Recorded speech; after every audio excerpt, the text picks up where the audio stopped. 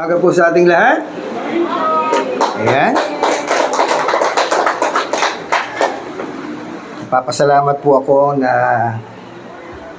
sa kabila ng init ng ating pong kapanahunan ay mas mainit ang pananampalataya at pagsamba. Ano man po ang nangyayari sa atin sa kapaligiran po natin, nandiyan ang Panginoon para tayo po ay samahan at hindi po niya tayo kailanman iiwan. Okay? Sa screen po ninyo, meron po kayong makikita. Salamat kay Kuya Raymart dahil sa pagtitiyaga na humanap ng ilustrasyon na sa isang tingin pa lang maintindihan mo na kung ano ang ibig sabihin. Pero ganun pa man, sa umagang ito ay laliman po natin ng konti ang ating pong pag-aaral, no? Lagyan po natin ng pagsisid, no? Lalong-lalo sa mga nakatira sa malapit sa dagat, malapit sa ilog. Alam niyo kung ano ibig sabihin ng pagsisid, no? Hindi ko sisid doon sa mga manginginap yun. Sisid. Ang buwan po ng Mayo ay atin pong itinalaga para sa pagtalakay po ng isang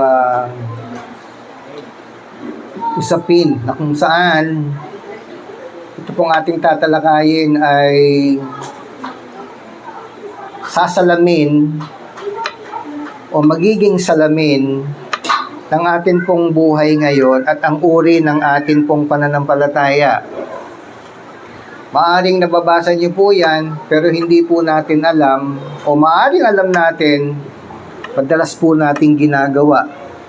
At doon po tayo nagkakaroon ng marami pong mga pagsubok. Hindi tayo sinusubok para parusahan, sinusubok po tayo para i-direct o redirect, ibaling ang atin pong mga landasin sa katotohanan, sa tamang pagsamba at sa tamang pagkakilala sa Panginoon. So, tayo pong lahat ay tumayo. Mananalangin po tayo. Tayo pong lahat ay yumuko. Damhin po natin ang pangungusap ng Panginoon habang tayo po ay nananalangin. At gawin po natin ang panalangin ito ay personal nating pakikipag-usap sa Diyos. Panginoon, marami pong salamat minsan pa sa biyaya ng bagong umaga, sa biyaya ng isa pang araw na idinagdag mo sa aming mga buhay. Salamat meron kaming kalayaan na taglay ay pinagkaloob sa amin ng Panginoong Hesus upang siya'y malaya naming sambahin sa Espiritu at katotohanan. Iyaan mo, Panginoon, na sa mga sandaling ito ay maidambana namin sa aming mga puso. Una sa lahat, ang iyong mga salita. Ikaw na pinanggalingan nito, ikaw na siyang nagtakda nito. Ikaw, Panginoon, ang nais po naming makaulayaw sa mga sandali na amin pong gagamitin. Turuan mo nga po kaming umunawa at buksan mo po, O Diyos, ang amin pong mga mata. Upang ganap po naming makita ang nais mo, O Diyos, na matutunan namin, maunawaan namin. Kasabay nito ang paghiling po namin ng karunungan nagmumula sa iyo. Binubuksan po namin, Panginoon, ang aming mga puso at pinaglalaanan ng mga salitang ilalagay sa pinakamalalim na bahagi ng amin pong mga puso. Ikaw, O Diyos, ang nais po naming patuloy na kilalanin. Ikaw, O Diyos, ang patuloy po naming nais na katagpuin sa umagang ito. Kaya, tulungan mo po kami, Panginoon. Salamat po. Samahan kami ng iyong Santong Espiritu. Balutan mo kami ng iyong dugo. Huwag mong pahintulutan ng kaaway na maagaw ang amin pong atensyon at maibaling namin sa Kanya. at hindi po namin maunawaan ng mga ipapahayag ng mga salita sa umaga ito. Salamat po, Panginoon, pinupuri kita at pinapasalamatan ng tao sa aking puso. Ito po aming samot hiling sa pangalan mo lamang, Jesus. Amen, amen. Okay, paki-reflect po. Exodus 32, 1-14.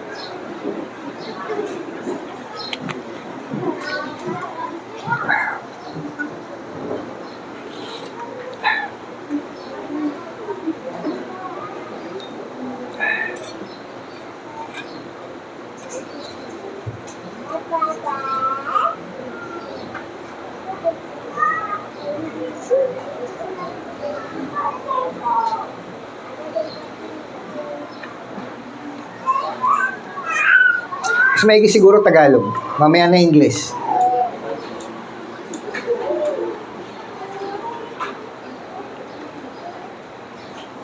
So, hinihiling ko po na ituon po natin ang ating puso, ang ating diwa sa pag-aaral ng salita ng Diyos. At magamit po natin ang bawat sandali ng ating pong pagtungo po dito. At nawa, at aking pong idinadalangin na magkaroon po tayo ng paglalim sa ating pong pakikipag-isa sa Diyos. Ito po, sa Exodus 32:1, mababasa po natin. At nang makita ng bayan na nagluluwat si Moses ng pagpanaog sa bundok. Ano ba yung nagluluwat? Nagtatagal. No? Nadidelay, naantala. Sa pagpanaog sa bundok ay nagpipisan ang bayan kay Aaron, nagrally, no? Nagkaisa. Yung salitang nagpipisan, nagkaisa sila. Na lumapit kay Aaron at nagsabi sa kaniya, tumindig ka at igawa mo kami ng mga Diyos. Ito po ang simple, pero pinakagrabe na itinutulak sa atin, itinatanim ng kaaway sa atin. Simple, pero mga kapatid, ulitin ko po, destructive. Masyadong mapanira. Yung ikaw ang gagawa ng sarili mong Diyos. Marami po sa atin yan, hindi po niya alam. Kaya panahon po para ipaalala po natin na meron pong kasaysayan sa buhay ng tao na naganap noon sa lumang tipan at atin pong babalikan upang ituwid ang atin pong mga maling pag-iisip, maling pananaw. Ano po ang pakiusap nila kay Aaron? Hindi po ito pakiusap kung tutuusin. Utos. Tumindig ka, igawa mo kami ng mga Diyos. Kinikilabutan ako kapag nababasa ko sa Tagalog. Na mangunguna sa amin, sapagkat tungkol sa Moses na ito, na lalaking nagsampa sa amin mula sa lupain ng Ehipto, ay hindi namin maalaman kung anong nangyari sa kanya. Sino po yung kinakausap? Kapatid mismo ni Moses. Na dapat, sapagkat siya ay itinalaga ng Diyos na maging saserdote. Dahil siya ay panggagalingan ng lahat ng mga maglilingkod sa Panginoon o the Levitical origin, no? Ng pagsamba o pangunguna sa pagsamba. Verse 2. At sinabi ni Aaron sa kanila,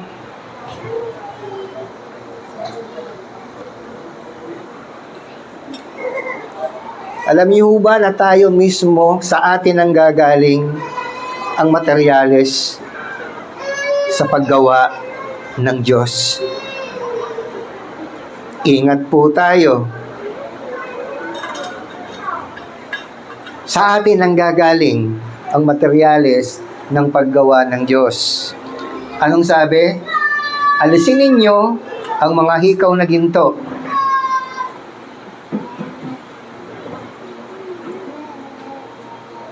At dyan pala, kilabutan na po tayo. Ganun ba? Opo, ganun nga.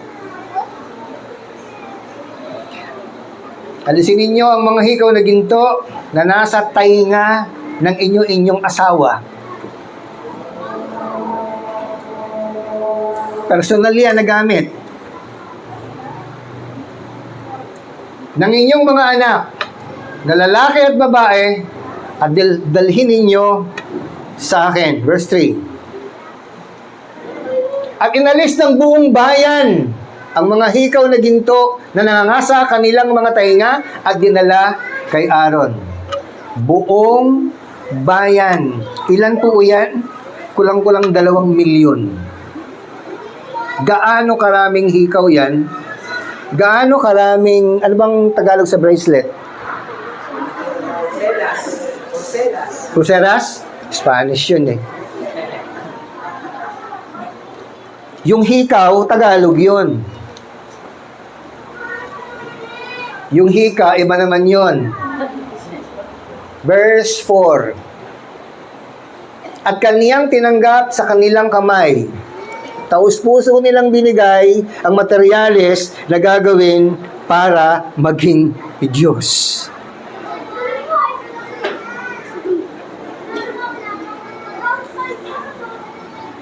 At niyari sa pamamagitan ng isang buril.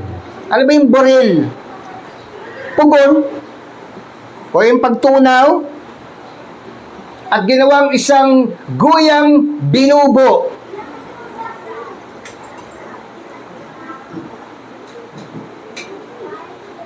At kanilang sinabi ang mga ito, ang maging inyong mga Diyos, O Israel, na nagsampa sa iyo mula sa lupain ng Ehipto.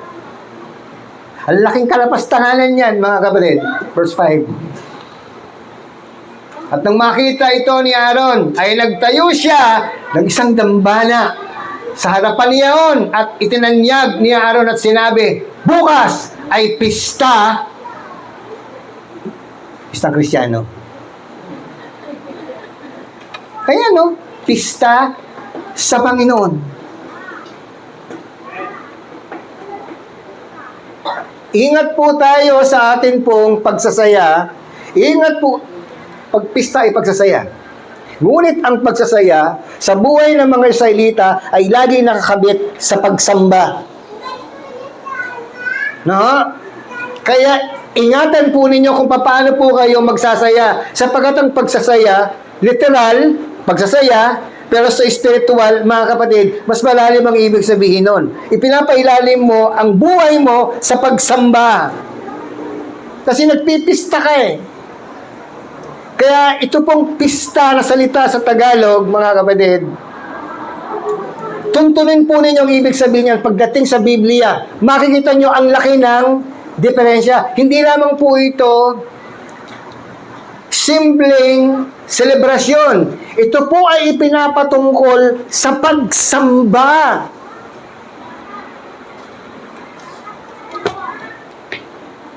Kaya ang birthday, wala pong masama na mag-celebrate ng birthday. This is my own. This is my own.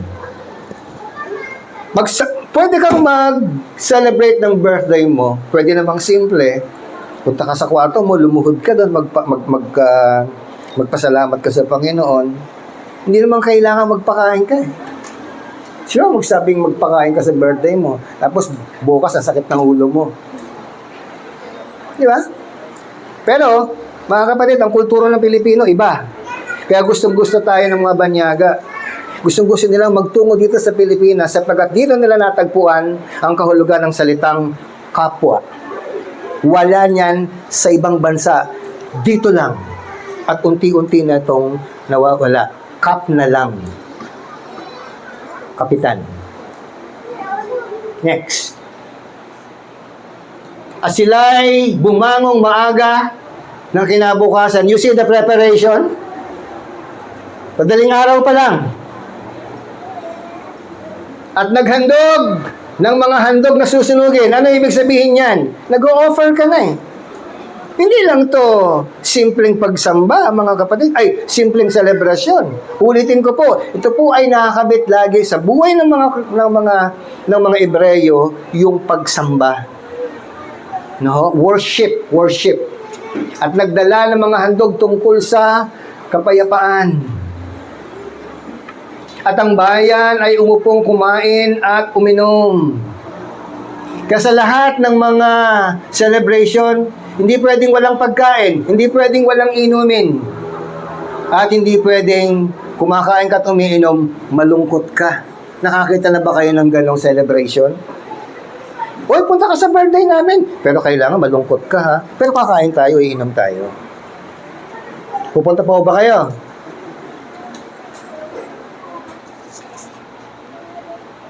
At tumindig upang magkatuwa. Next. At sinalita ng Panginoon kay Moses. Tingnan nyo ha. Si Moses nasa taas ng bundok, nakikipagniig sa Panginoon.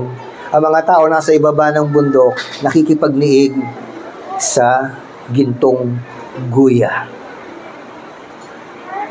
Kaya ayaw ng tao sa bundok eh. Kasi ang Diyos ang kinakatagpo. Gusto nila sa baba. Pero alam niyo ba na lahat ng nasa taas, hindi po nila napapansin ang oras at hindi po sila nagmamadali at hindi po sila naiinip. Ang lahat ng nasa baba, yun ang naiinip. Yun ang nag-iisip kung paano aliwin ang kanilang sarili. Pero si Moses, aliw na aliw sa presensya ng Panginoon. Sambuan siya bago bumaba. Naranasan niyo na bang maghintay ng isang buwan? Tahimik kayong lahat. Masarap po bang maghintay ng isang buwan? At kapag nakaisang buwan na kayo, ano ang una niyong gagawin? Kapag kayo'y naghihintay at nakaisang buwan na kayo, anong una niyong iisipin? Anong unang-una niyong gagawin?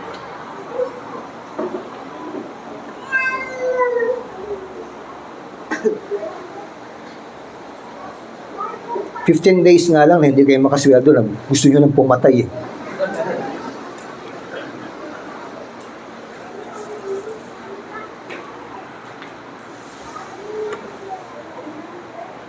At sinalita ng Panginoon kay Moses, yumaon ka, bumaba ka, sapagkat ang iyong bayan na iyong isinampa mula sa lupay ng Ehipto ay nangagsisama.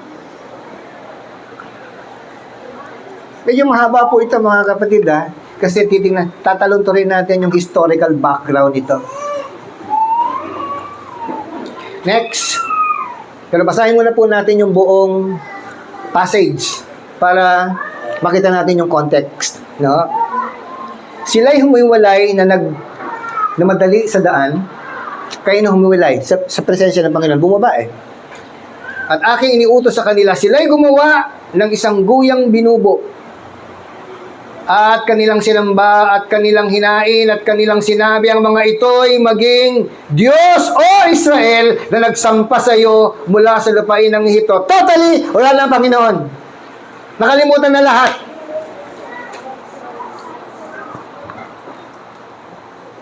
$50 historically, 50 araw pagkalabas nila sa Ehipto, nandiyan na po sila sa bundok. 40 days after, yan na. Yan na. Ang bilis makalimot ng tao. At sinasalamin po natin na ang mga taong ito, bagamat malapit sa Diyos, nakakausap na nalilinig ang Panginoon, nakikita ang mga himala ng Panginoon, nakalimutan pa rin ang Diyos. Nainip pa rin sa Diyos. Imagine, 400 taon, nakabilanggo sila sa Ehipto, hindi sila nainip. Samantalang isang buwan pa lang si Moses sa taas ng bundok, inip na. Kumusta po kayo mga kapatid?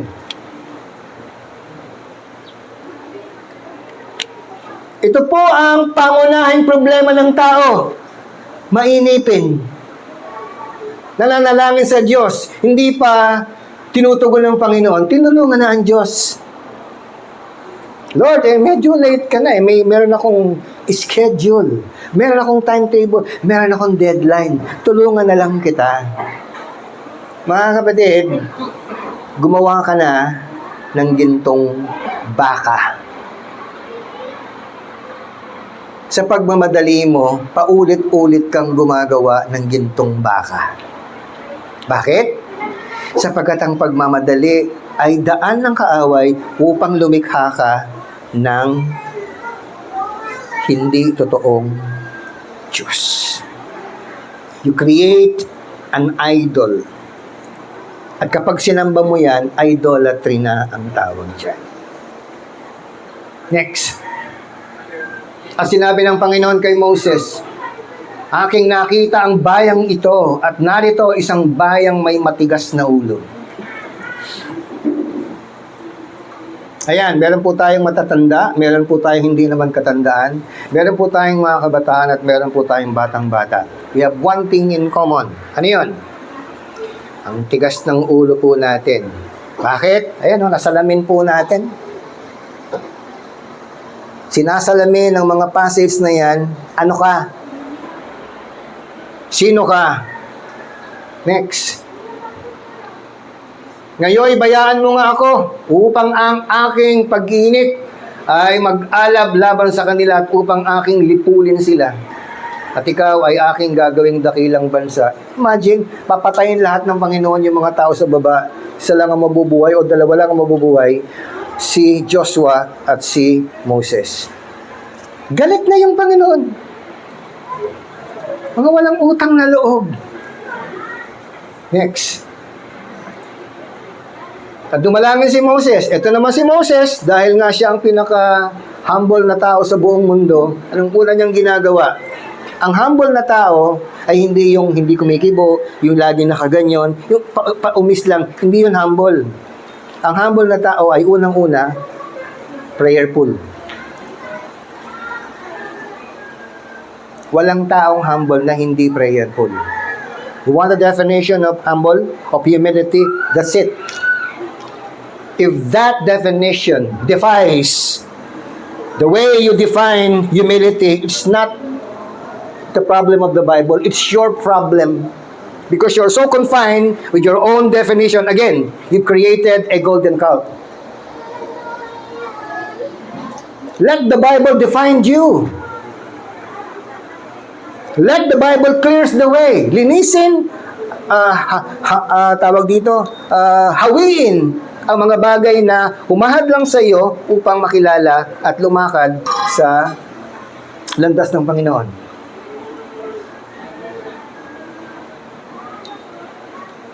At dumalangin si Moses sa Panginoon niyang Diyos at sinabi, Panginoon,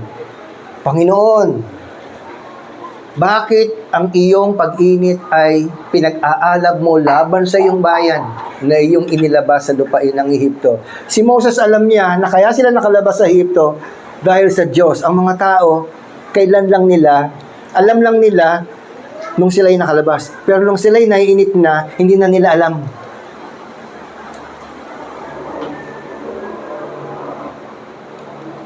Sa pamamagitan ng dakilang kapangyarihan at ng makapangyarihang kamay. Next.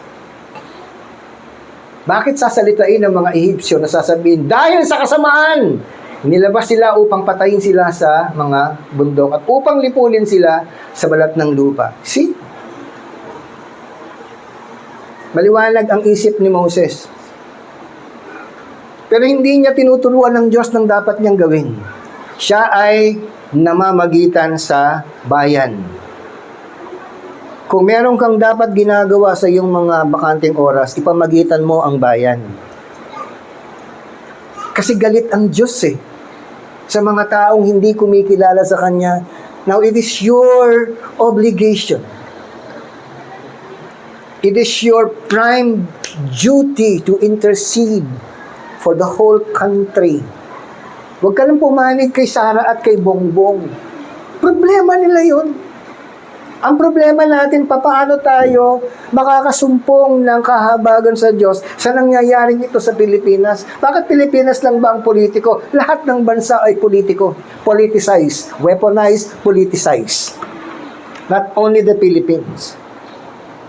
So do not take side, the side of Sarah. Do not take side, the side of Bongbong. Take side, the cause of God. Yung cause ng Panginoon, yun ang isaksak natin sa ating kokote at ibaon natin sa ating puso. Yun ang ating obligasyon sa ating kapwa. Iurong mo ang iyong mabangis na pag-iinit. Yun ang kanyang pakiusap. Iurong. At pagsisisihan mo ang kasamang ito laban sa iyong bayan. Next. Alalahanin mo si Abraham. O yan. Yung Diyos ni Moses, Diyos ni Abraham, Diyos ni Isaac, at Diyos ni Israel, Diyos pa rin ni Moses, nananatiling Diyos. Na iyong mga lingkod na silang iyong mga sinumpaan sa iyong sarili at mga pinagsabihan, aking pararamin ang iyong binhi na gaya ng mga bituin sa langit. At lahat ng lupain ito na aking sinalita ay aking ibibigay sa iyong binhi at kanilang mamanahin magpakailanman, forever yan, pagmamayari na nila. Next. Tingnan niyo yung pagkakasalin sa Tagalog at pinagsisihan ng Panginoon. Para nagkasala ang Diyos sa ano ibig sabihin yan? Nagpahinuhod ang Panginoon. No? Yung kanyang galit ay hindi niya binuhusan ng gasolina para mag-alab. Sapagkat ang pakiusap ni Moses ang kanyang pinakinggan. Pakiusap ng isang tao. Paano kaya kung lahat ng miyembro ng TLC FCCI ay makikiusap sa Diyos na Panginoon, kahabagan mo po ang bansang Pilipinas. Hindi kaya tayo papakinggan ng Panginoon. Mga kapatid, ano ang pinapanalangin ninyo? O nananalangin ba kayo? Akala nyo ganun lang maging Kristiyano? Akala nyo ba ang langit ay naghihintay lang sa katulad ninyo, mga kapatid, sa atin?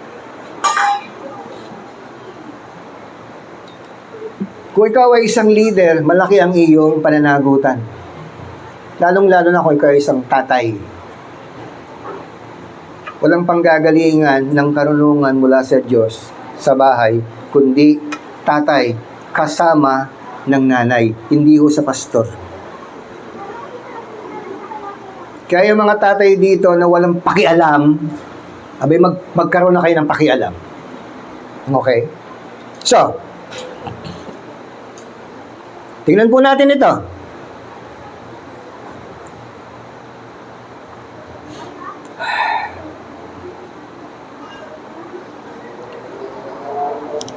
Tingnan po natin yung historical narrative o historical context. Israel is at Sinai 50 days after the Exodus. Ang Israel daw ay naparoon sa Sinai 50 araw pagkatapos nilang lumabas sa Israel. Nandoon na sila. Covenant just given in Exodus. Ayan na yan. 19:24. Yung chapter nun. Moses is on the mountain 40 days. Isang buwan at 10 araw. Nandun siya sa bundok. Nakikipag-usap sa Diyos, nananalangin sa Diyos, naghihintay sa Diyos. Nakikipag-usap, nananalangin, naghihintay. Yun ang ginagawa niya sa bundok. Hindi yung parang mag-sightseeing, wow, overlooking. Kung gusto po natin ang atin pong paraan ng pagsamba ay lumagpas sa common na ginagawa ng tao, let's view it, let's look at it at the mountaintop experience. Na hindi ka sakop ng oras, na hindi ka nagmamadali, na wala kang iniisip, kundi ang makausap, makaniig, at maranasan, maramdaman ang pagkilos ng Panginoon, marinig mo sa pamamagitan ng iyong puso ang pangungusap ng Panginoon. That is mountaintop experience. At kokonti lang ang gusto sa taas ng bundok sapagkat yung pag-akyat pa lang hirap na, doon pa lang nagrereklamo na. Kaya ang dami nating reklamo sa buhay And that's the reason why we have so many mountains. to teach us that before you can go up here, you need to exert extra effort. Mahirap ang umakyat sa bundok. Pero kapag ikaw ay nasa bundok na, mararanasan mo ang pagkilos ng Panginoon. Naalala nyo si Abraham? Inutusan si Abraham na siya ay tumungo sa isang bundok na ang pangalan ng bundok ay Mount Apo.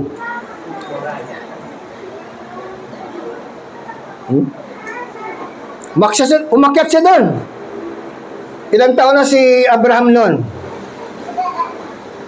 Matanda na po si Abraham noon. At ilang taon na si Isaac noon. Medyo nagbibinata na siguro. 12 pataas. Kaya kaya na niya magbitbit ng kahoy. Imagine, papatayin mo yung anak, pupunta ka pa ng bundok. Di patayin mo na lang sa bahay. Ba't ka pa akit ng bundok? Kasi may ipapakita ang Panginoon kay Isaac na hindi pwedeng ipakita sa loob ng bahay. Dito ko ipapakita sa taas ng bundok. Mga kapatid, ilang beses na kayong inanyayahan ng Panginoon sa taas ng bundok para may ipakita sa iyo at ilang beses yung tinanggihan ng Panginoon sapagkat ang sabi mo, ang taas naman yan, ang hirap umakit yan. Dito na lang. Ewan ko, mga kapatid. Ewan ko.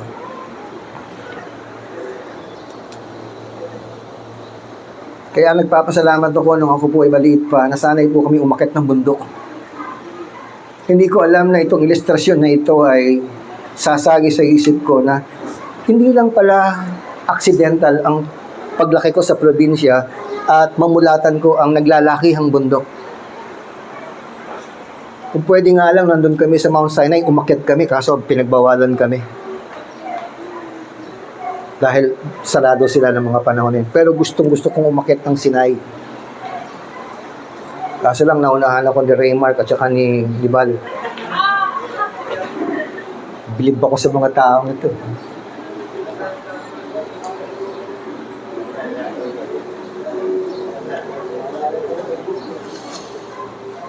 Bahagi po ng historical context ay ang covenant breach. Ano yung covenant breach? Mga kapatid, pag sinabing breach, sa bata, kapag ang ulo ng bata ay nakatutok sa puwerta, normal yon. Pero pag tumagilid yon, ang tawag doon, breach. Suwe. So, ang ibig sabihin, ang Diyos ay nakipagtipan sa mga Israelita, pero ang mga Israelita, hindi po naging magandang pagtugon nila. Hindi po nila naunawaan siguro ang tipan. Kaya kayo na mga magjowa, pag pinakilala kayo ng boyfriend nyo, ay, shot ako. Ay, kapatid, Jeff Rocks yan. Contemporary yan. Pero kung gusto mong maging biblical, dapat ang pakilala sa'yo ng boyfriend mo, mga kaibigan, ang aking katipan. Mas malalim po ang ibig sabihin ng katipan kaysa girlfriend. Okay?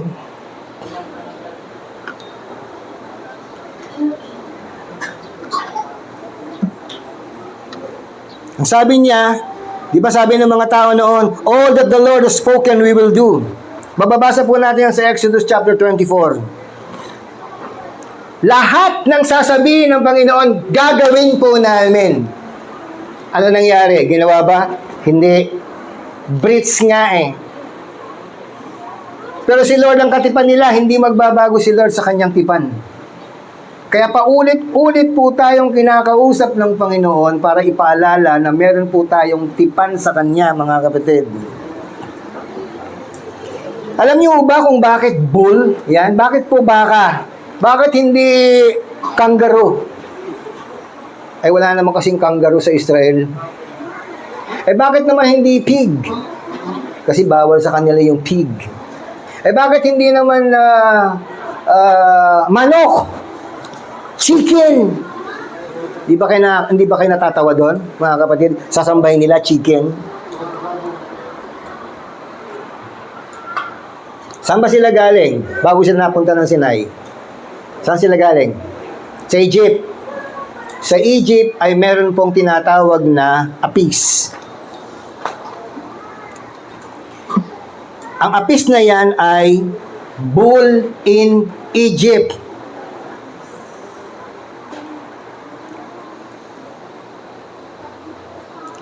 Baal as a storm god, defeated as a bull. Ano yung ibig sabihin ng defeated? Yung nagpapakilala, nagpapakita, o kumakatawan. No? Israel was synthesizing Egypt's religion with Yahweh worship. Ano sabi po doon? Not total rejection, but syncretism. Ano po yung syncretism? Pinaghahalo po natin. Pakipatay sandali. Wala na? Ito po ang relihiyon ng Katoliko. Syncretism. Kuha dito, kuha doon, kuha doon, kuha doon. Gagawin po nilang ordinansa o batas. Kaya ang tawag doon ay syncretism. Hindi po sila kulto kung tutuusin. Kasi naniniwala sila kay Jesus. Naniniwala sila sa Ama. Naniniwala sila sa Espiritu Santo. Naniniwala rin sila kay Mary. Pero yung paniniwala nila kay Mary, kapantay ng Diyos. Doon po tayo magkaiba, mga kapatid. This is non-negotiable. No? Kaya kita nyo yung mga pare, meron pong mitre. Yung mataas na sombrero. Yun po ay galing sa relihiyon ng mga pagano. Yung staff, kung tutuusin, kinopya lang po yun. Yung padugo, kanila rin yun. Yung pagtutuli, kanila rin yun eh. Hindi naman original si Abraham na nagtuli eh. Marami silang inilagay at dinagdag sa kanilang relihiyon at ang tawag nila doon ay worship. Anong dinadagdag po ninyo sa inyong pagsamba sa Panginoon? At sinabi niyong, nagpupuri ako sa Panginoon. Sumasamba ako sa Panginoon, pero dinagdag niyo lang. That is syncretism. Na nakaangkla dyan.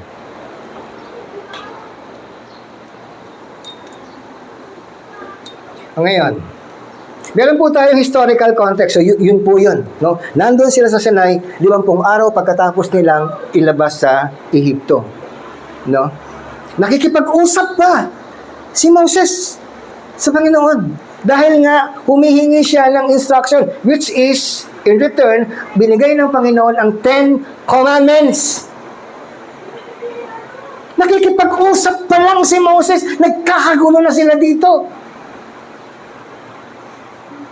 Bakit? Si Moses lang kasi nakikipag-usap sa Diyos eh. Kung sa tingin niyo ba, lahat sila nakikipag-usap sa Panginoon, maisip ba nilang gumawa ng gintong guya? I don't think so. Ang problema lang, nandoon yung kapatid, pinagbilihan ng si Aaron. Kaso siguro sa takot ni Aaron, ang dami nito, pag kinuhig ako nito, yari ako.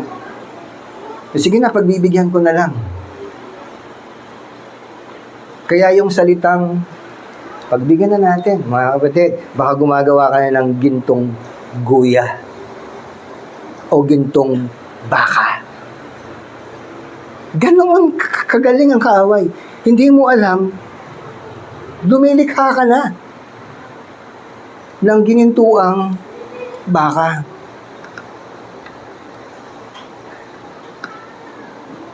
Ngayon, pagdating po sa literary context, ang pagkakalagay po ng Exodus 32 hanggang 34 chapters ay nakapaloob po doon sa fall and restoration na section ng 32. Sin, tension, renewal, mirrors Genesis chapter 3. Tingnan nyo chapter 3. Pero lumakad siya, umabot siya ng Exodus 32 to 34.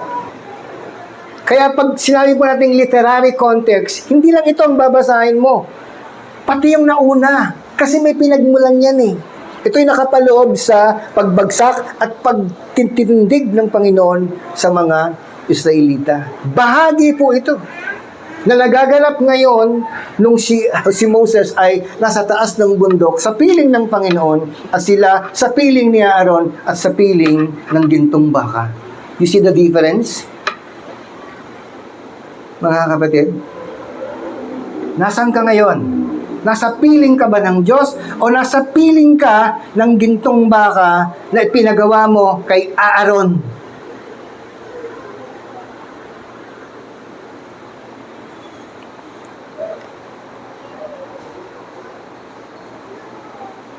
Yung Exodus chapter 32 verse 1 ay nag-o-open o nagbubukas sa salitang pagkaantala.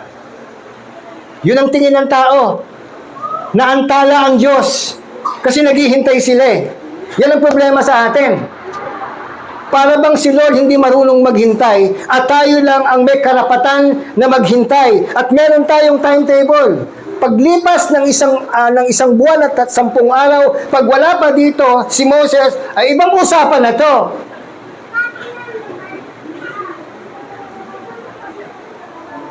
Anong mga panalangin nyo, mga kapatid, ang bumilang na ng 1 buwan at 10 araw hindi pa nangyayari at balak mo nang at nag-iisip ka na you have to have a plan A, plan B, plan C.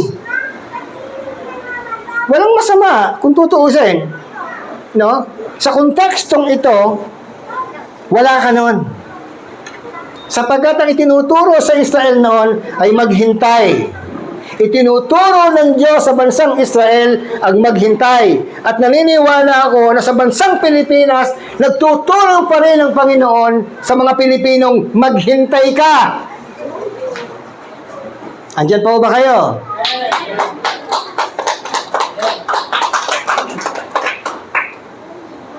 Sige, pag-aralan na po natin to.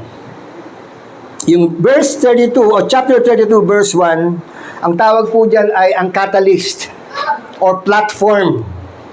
No? Ano ang setup? Impatience. At marami po sa atin talagang mainipin or walang pasensya. Mga kapatid, doon pa lang sa una, bagsak na tayo. Kasi habang naiinip ka, nag-iisip ka na ng ibang paraan.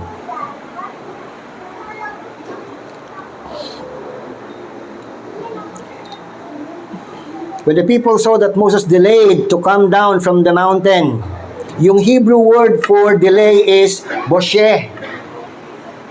Parang dito nang galing yung salitang buisit. Sa Tagalog, akin lang po yun ha, bosheh. Ang ibig sabihin ay delayed, shame, acted shamefully.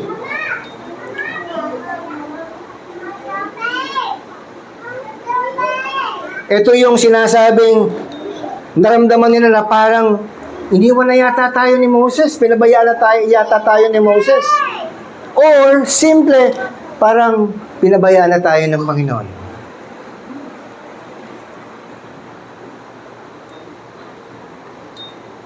Ang kasalanan, sabi dito, the sin starts with perception, pananaw, not action. Tingnan nyo ha, dahil nakita ni Eva yung pinagbabawal na bunga na parang ang sarap kainin, doon na nagkasala na doon. Hindi yung actual na pagkain. Doon pa lang, lumalapit ka na eh. So perception. Kaya nga sabi nila sa ibang salita ay first impression last long. First impression or perception. Yung bang tipong ang ganda mo magdamit, mayaman siguro itong taong ito. Malinis ito sa bahay. Pumunta ka sa bahay nila, mga kapatid, para maintindihan mo. Punta kayo sa bahay namin para maintindihan gaano kagulong bahay namin. The sin starts with perception, not action. They interpreted God's silence as absence. Yung pananahimik ng Diyos, inaakala natin na wala ang Diyos. Hindi dahil nananahimik ang Panginoon, wala siyang ginagawa. Sa digmaan, kapag digmaan, mga kapatid, the more na tahimik sa digmaan, lalo kang mag-ingat. Ginagapang ka na pala. The enemy is like a roaring lion seeking for someone whom he may devour. That if you are not ready, you allowed your defenses, mga kapatid, na nakababa, then it is easy for the enemy to grab you and devour you.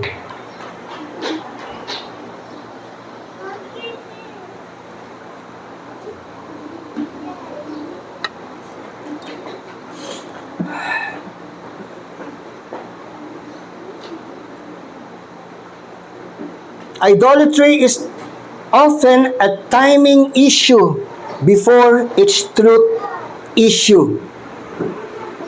No?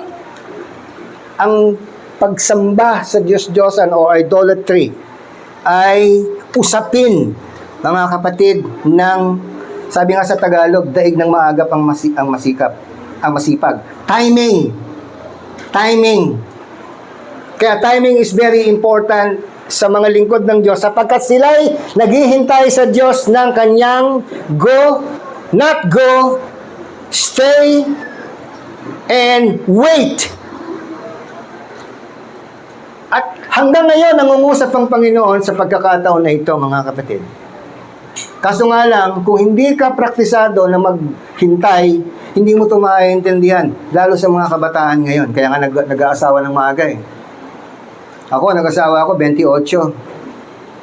Pero talagang plano ko na mag-asawa 27. Ay wala pa po akong trabaho ng 27. Kaya nag-asawa ako ng 28. Wala pa rin akong trabaho. Tumawa naman kayo, parang awa nyo na. Parang gutom na kayo. Idolatry is often a timing issue before its truth issue. Bago ang katotohanan.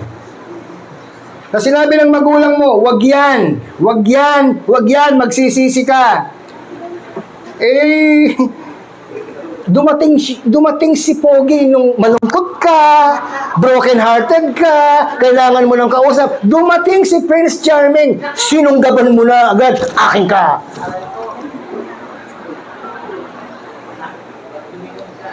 O, eto na ngayon. Finally, the truth happened. Totoo ang sinabi ng magulang. Hindi dapat yan. Marami nagsisising kabataan ngayon. Remember, the sin is often a timing issue. Sin is a timing issue. Usapin ng oras o yung takdang panahon. Timing. Sa music, nung panahon namin, hindi uso ang karaoke, walang accompaniment na tumutugtog na. Gitara lang. Kaya may intro, pagkatapos ng intro, kailangan pumasok ka na. At maraming bumabagsak pagdating ng intro. Hindi makapasok pagkatapos ng intro kasi hindi marunong sa timing. Kaya mahirap po ang singer noon, walang binabasa. Ngayon, lahat singer na kasi may mga binabasa na eh.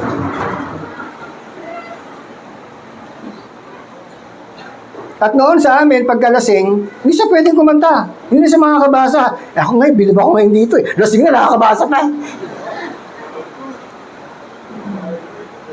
Kabilin-bilinan ng lola. Huwag ka uminom ng cerveza. Ano sunod doon? Hindi inuming pambata. Ito ngayon, mag-soft drinks ka na lang muna. Nangyari ba? Mga kapatid?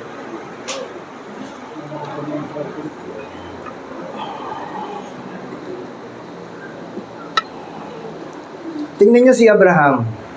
Gusto niya magkaanak. Naiinip na si Abraham magkaroon ng anak. Mga kapatid, mas lalong inip si Sarah. Ang sabi niya kay Abraham, ito yung aking dama. Idama mo na. Damahin mo na. Ayun, dinama ka ni Abraham. Di ba nagsisi si Sarah? Kasi kinukutsa na siya ni Hagar eh. Baog. Baog. Di napikon ngayon si Sarah. Ito mo talaga, kundi dahil sa'yo, hindi ako dapat nilalapastangan ng babaeng ito. Gusto sana sumagot ni Abraham, ikaw nagsabi.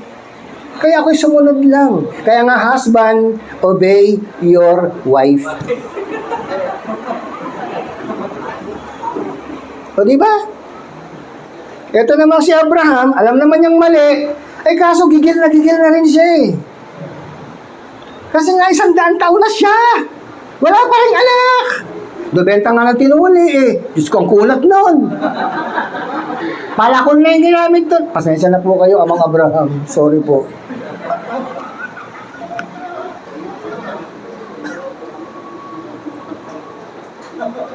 So ano po yung una? The catalyst or impatience. Okay?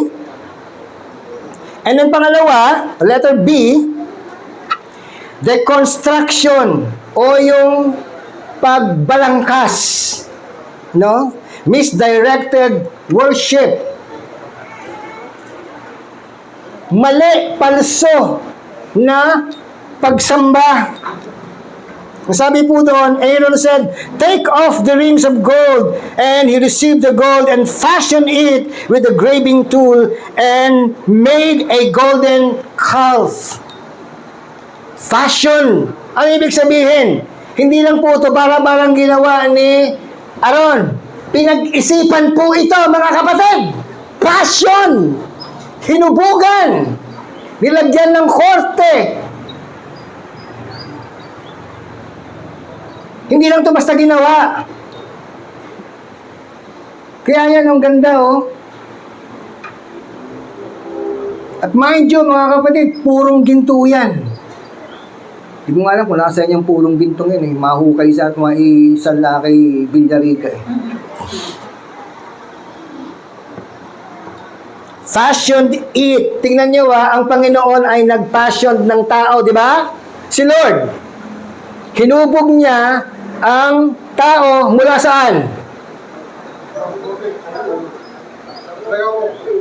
Ha? O, putik. Kayo. Putik din. Ano pa? Lupa.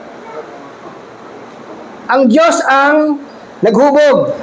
Mga kapatid, si Aaron, tumayo siyang Diyos, naghubog siya ng baka. Paano nyo inuhubog ang mga anak ninyo?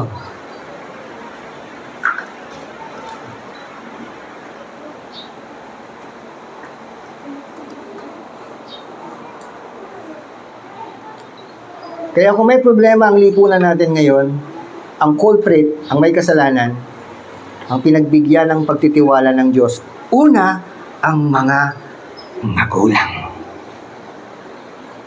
Paano mo hinubog yung batang yan?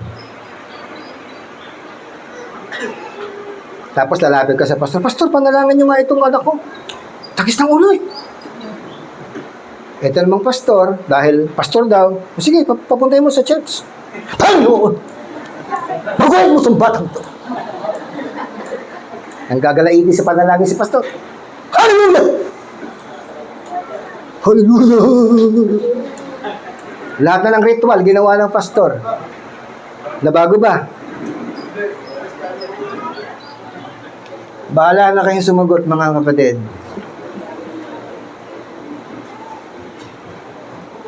Hindi po politiko ang dahilan kung bakit ganito tayo. Hindi. Oh, may kinalaman ng kaaway dito. Nawala na po tayo sa katuturan at tunay na kahulugan ng pamilya. Because pamilya is kapwa.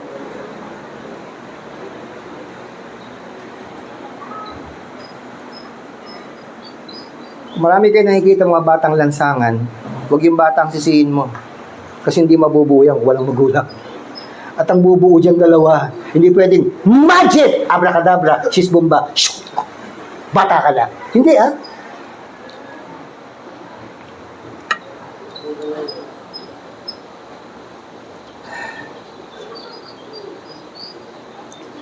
Misdirected worship. Hindi na ang Panginoon ang sasambay nila.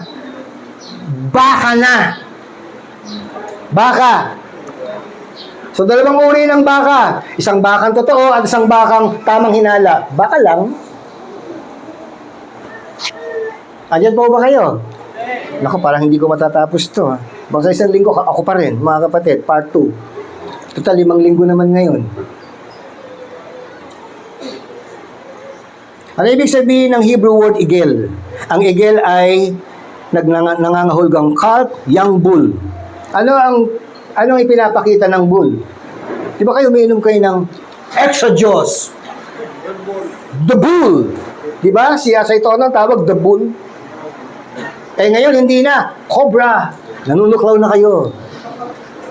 Kaya kapag nasobrahan na kayo ng cobra, yung puso ninyo, tigok-tigok na kayo.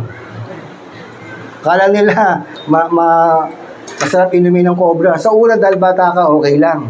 Pero mind you, kapatid, you're killing yourself slowly. Because these are chemicals. Umiinom ka ng Gatorade. Saan ba, bakit ba diniskubre ang Gatorade? Diniskubre ang Gatorade sa mga manlalaro ng football. Dahil sa excessive ang kanilang pagpapawis o sa mga basketballista. Ay kung lagi ka nakahiga tapos iinom ka ng Gatorade. My goodness! Nagkaroon ka ng lagnat. Pabili nga ng Gatorade. Hindi po dinesign ang Gatorade sa ordinaryong tao. Ito ay dinesign sa mga taong successive or excessive ang galaw. Lalong-lalo na kapag naglalaro. Pero pagkatapos na ng maglaro, tigil ang Gatorade. Detrimental po yan, mga kapatid. So, anong sinisimbolize ng bull? They wanted a power symbol they could see. Gusto nila yung nakikita nila. Ay wala na si Moses, hindi pa rin nila nakikita ang Panginoon. So gusto nila, pag sumasamba sila, may nakikita na sila. Kaya sabi niya kay Aaron, gawa mo kami ng Diyos para siya ang magmanguna sa amin. Eh sabi naman ni Aaron, sige, hubarin niyo lahat ng mga hikaw niyo, bigay niyo sa akin. At sabi nga niya, itinapon daw niya sa apoy at bigla na lang merong bakang nabuo. Pag hindi ka pa naman natawa kay Aaron Kasi tinatanong na siya ni Moses Ano ito ginawa mo? Samantalang matanda si Aaron kay Moses. Di ba dapat niya, Kuya, anong ginawa mo? Walang kuya-kuya sa Hebrew. Sa Pilipinas lang ang kuya.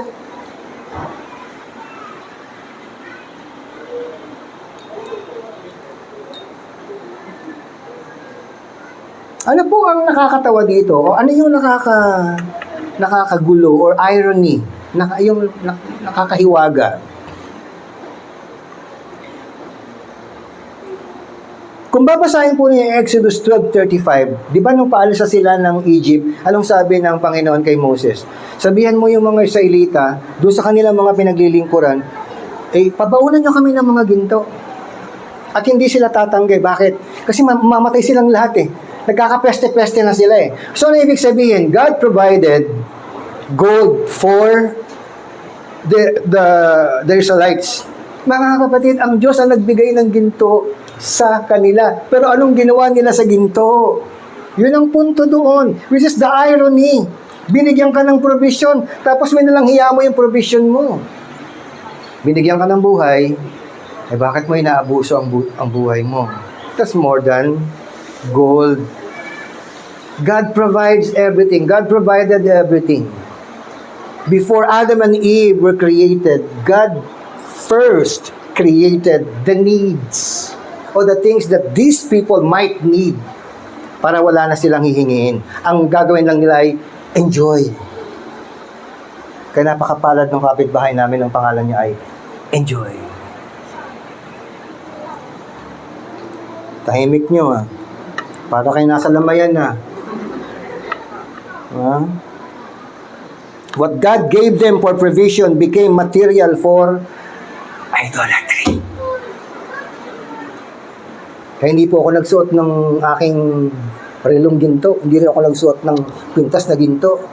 Hindi rin po ako nagsuot ng kung ano-anong ginto. Bracelet na ginto. Sinuot ko lang sing-sing. Kasi pinagtitripan na to ni Bal Pinagnanasaan na Mahirap na. Mabuti na yung sigurado. Dati pa naman taga-Quiapo yan. Ang nakakapagtaka dito, mga kapatid, anong sabi? Verse 5, sabi nito, tomorrow shall be a feast to the Lord. Magkakaroon tayo ng pagsasaya. Yung kapatid mo nandun sa bundok, tapos ikaw nandun sa baba, magsasaya ka. Dapat nananalangin ka, Lord. Ano nangyayari sa kapatid ko? Baka nagugutom na sa doon, na hindi naman mangyayari. That the Lord is the one speaking to Moses directly. Hindi naman niya kinakausap si Aaron eh. Si Moses ang kinakausap niya. So, hindi niya alam ang experience ni Moses. At maraming tao ang hindi nakakaalam ang experience ninyo kay Lord. They do not understand and they will never understand yung iyong experience kay Lord. Kaya, cherish it, mga kapatid. Ano karanasan mo sa piling ng Panginoon habang ikaw ay nananalangin? Of course, they would laugh at you. Pagtatawanan ko, ito naman ang siraulo. Okay lang. Ikaw lang naman nagsabing siraulo ako eh. Pero naranasan ko po nung ako po ay nananalangin. Lalo sa madaling araw, mga kapatid, tahimik ang lahat. Payapang-payapa eh. Kapag 2 araw po akong di manalangin, mga kapatid, hinang-hinana ako. Yun po ang aking kryptonite. Once tumigil ako ng pananalangin, halimbawa, galing ako ng prayer meeting, Wednesday and Friday, meron akong dahilan para hindi manalangin. Sabi ko, Lord, galing na ako sa prayer meeting. Mananalangin pa ba ako? Excuse muna. So, hindi ako mananalangin. So, parang okay lang. Pero nararamdaman ko, mga kapatid, nanghihina ako. Pinag-iisipan ko na kayo ng masama. Mga members naman, hindi mo nagbibigay ng tithes, tapos kakain. O, di ba masama yun? O, mali ba iniisip ko sa inyo, mga kapatid? Eh, kahit naman tama, eh, mali pa rin. Pinag-iisipan ko kayo nang wala kang kalaban-laban eh.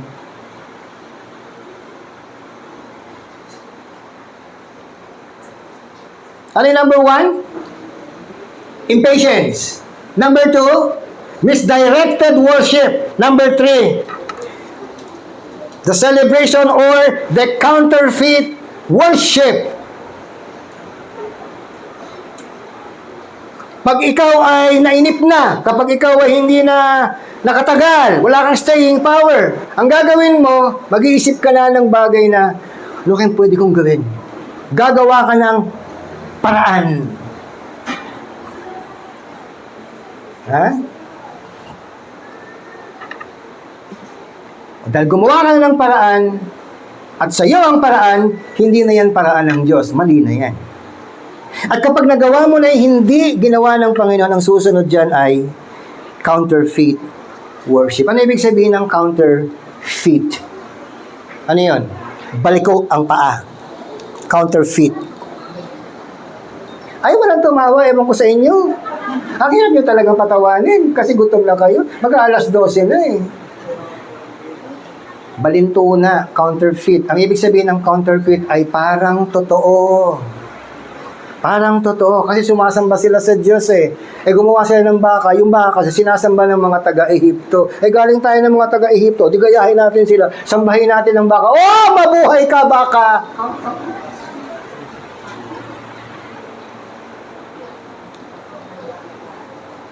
Pero mas magaling ang mga Pilipino. Hindi lang nila sinamba ang baka. Kinain pa nila yung baka. Ginawang lechong baka. At ginawang corned beef. Kaya kayo may mga high blood eh. And the people sat down to eat and drink, rose up to clay. Guruin mo, ang aga nilang gumising, naghanda sila ng kanilang, kumbaga nagpaganda sila, nag-ayos sila sa kanilang sarili, at sila ay kumain na talagang masaganang pagkain, umiinom, at yung play dito hindi naman actually naglalaro eh. Mas malalim ang ibig sabihin ng play dito. Dahil lasing na sila, ay kanya-kanya na silang partner. Orgy na, mga kapatid. Yung orgy from the word, o yung orgasm from the word orgy. Wala nang habas. Ganon sila kinasuklaman ng Panginoon.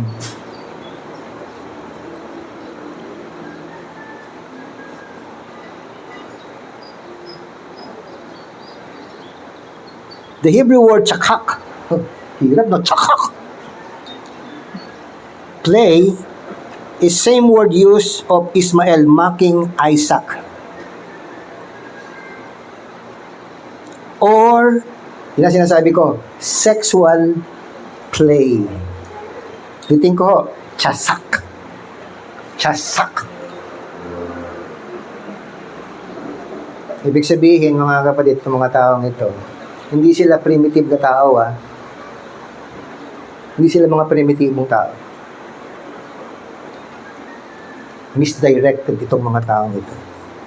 Habang sila ay kumakain, yung iba ay umiinom at nakaharap doon sa gintong baka. Yung iba ay tawag doon, ano yung Tagalog sa sexual, intercourse? Hindi yung palasak na Tagalog, ah.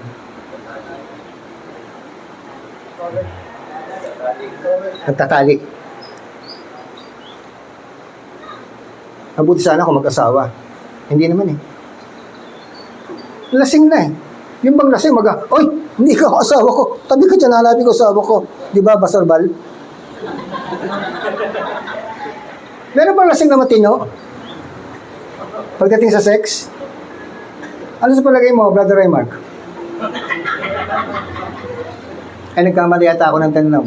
Ano sa palagay mo, Brother Alex? Kaya nga nauso yung salitang, kaya ako na muna nagalaw yan kasi lasing mo ako eh. Ano sa palagay mo, Jeremiah?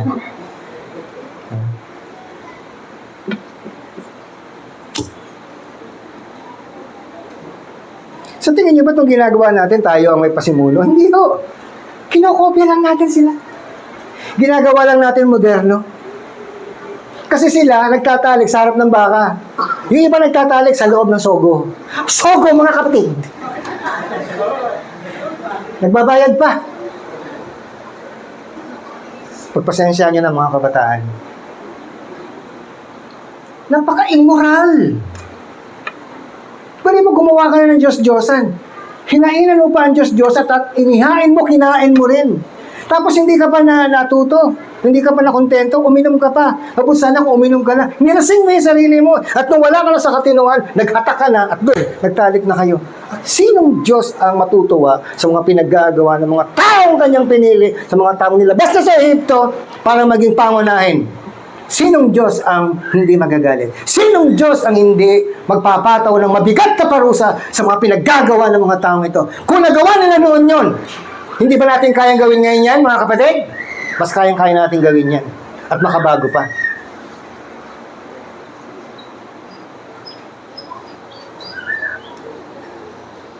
False worship always leads to false ethics. Belief shapes behavior. Ang paniniwala ang naguhubog ng iyong mga pagkilos.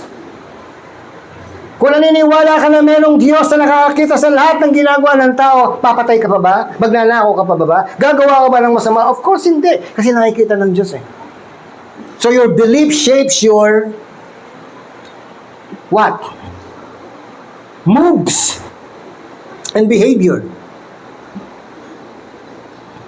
False worship always, lagi leads to false ethics. Bago ako nakakilala ni Presi, mahinginom akong tao. Mga kapatid, ang lakas kong uminom ng high school ako. Kaya sumasakit ang ulo ng nanay ko, buti na lang, wala na dito si nanay. Buti sabi niya, tama yan, tama yan, tama yan. Buti na lang, nandiyan ka na nanay. Magkikita pa rin tayo. Ang sakit ng ulo ng nanay ko, biruin mo. Mga barkada ko, natutulog na ako, higisingin ako. Magpapaalam sa nanay ko, kunwari may gagawin. Yung pala, mag-iinuman lang kami. Palibasa, maganda ang paalam mo. Sige anak, sinabihan pa ako, mag-ingat ka ha. Tuwan-tuwa naman ako. Tapos uuwi ako sa bahay, gaganong-ganon ako. Bakit ganito? Bakit paling yata yung daan? Hindi yung daan ng paling, ako yung paling. Kasi nung nagpunta ako doon, diretso eh. Nang umuwi ako, gumaganong-ganon na ako. Ano nangyari sa akin? Yung pagiging mahinginom ko, hindi po natapos doon. Mas lumala pa doon, mga kapatid. Kasi siguro sobrang habag sa akin ng Panginoon, hinatak na niya ako, malapit ka nang mamatay, malapit ka nang mamatay. Mga kapatid. Madalas akong mapagdiskitahan, mapagtripan. Kasi maporma ako nun eh. Tsaka maboka ako eh. Meron silang syota. Maya-maya, syota ako na yan. Kaya gustong-gusto nila akong patayin eh. Sobra ka lang. Puno na ang salop, kakayusin na kita. Ay nakita ng Panginoon, teka muna, sandali, may papagawa ako dyan. Nagpadala si Lord ng mga lingkod ng Panginoon na nagbahagi sa akin ng Biblia. Hindi ko matanggap nung una kasi alam ko, banal na ako eh. May reliyon ako eh. Kala ko yun na eh. Eh habang tumatagal, nakikita ko, totoo yung sinasabi ng mga taong ito. 1985, March 13, 1985, tumanggap ako sa Panginoon. Hindi po naging madali kasi hinahanap ko pa yung, ang sarap yata uminom ng beer. Kabiling-bilinan ng lola. Huwag kang uminom ng serbesa. Ay, libre. Hindi man ako bumibili. Sige, hataw. 16 na bote ng beer bago po ako malasing, kapatid. Eh, 24 isang case. 8 na lang. Libre yun. Kaya ang sarap kong uminom libre. Pati pulutan libre. Ang gagawin ko lang kakanta. Tutugtog ng gitara. Bilib na bilib nga sila sa akin eh. Nasubukan ko rin manigarilyo, mga kapatid. Nasubukan ko rin bumatak ng, hindi yung batak ng bato, Sa ano lang po ako, sa damo lang ako. Naranasan ko po yan. Ang pinakapaborito ko sa lahat ay lagkitan. Dig nyo yun? Yan ang pinakamahal noon. Tsaka yung mga pumuputok-putok pa sa bibig. Akala ng anak ko si Ese, hindi ko alam na naninigarilyo siya. Galing ako sa paninigarilyo. Alam ko yung amoy ng banyong walang naninigarilyo. At alam ko merong naninigarilyo. Alam ko rin ang kulay ng kuko kapag naninigarilyo ka. At alam ko rin ang kulay ng labi kapag naninigarilyo ka. Pero dahil nga sa habag ng Panginoon, mga kapatid, sa habag ng Panginoon, pinadala niya sa akin si Presi. Pero bago si Presi, meron po ako nagawang kasalanan talagang pagkabigat-bigat. Pero pinatawad ako ng Panginoon doon. 2 years ang akin pong disciplinary action galing kay Lord. 2 years. And then right after 2 years, the Lord sent me my angel, si Santa Priscilla. Hallelujah. Nabago na yung buhay ko na. Talaga nagpakatino na ako nun. Yun ang akala ninyo. Tanungin niyo Sister Presi. Kung sasabihin niya sa inyo, ewan ko lang. Pero ganun pa man, darating talaga sa pagkakataon na kapag tinawagan ng Panginoon, hindi ka niya bibitawan. At nung na-realize ko na walang patutunguhan itong pinagagawa ko, nagsisi na ako. I confess all my sin, not only to God, but also to my wife. All my sin. Kaya pwede na akong gumawa ng sin ulit. Para may confess na naman ako. Joke lang yun. Number 4. Konti na lang, tama-tama. Alas 12, tapos tayo. The confrontation or the divine response.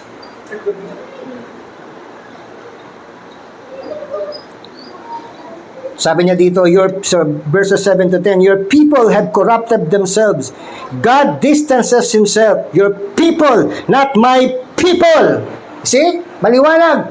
Yung mga kasama mo.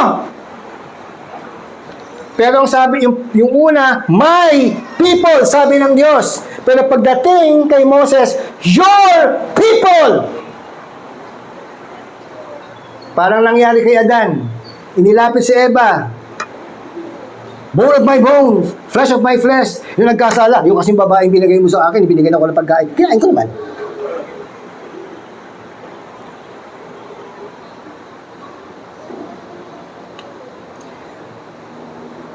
Idolatry breaks covenant identity. Kumbaga sa papel, pinupunit ng pagsamba, maling pagsamba, ang iyong tipan sa Diyos. Di mo na kailangan pumatay para magkasala ka. Yun lang, humiwalay ka sa Panginoon, malaking pagkakasala na yun, mga kapatid. Now sabi niya, now, therefore let me alone that my wrath may burn hot, and I will make you a great nation. God tests Moses with Abraham's promise. Will Moses choose personal legacy over corporate intercession? And he chose the latter, corporate intercession. Hindi na sinabing, sige Lord, ako lang naman talaga nandito, kaya ako na lang pagpalain mo. Pabayaan mo na sila magkamatay doon. Ayaw mo sa langit? Sige, binigyan ka na nga ng Biblia. Share na nga kita. Ayaw mo tumanggap. Bahala ka sa impyerno. Basta ako sa langit. Ba't ayaw niyo magsalita?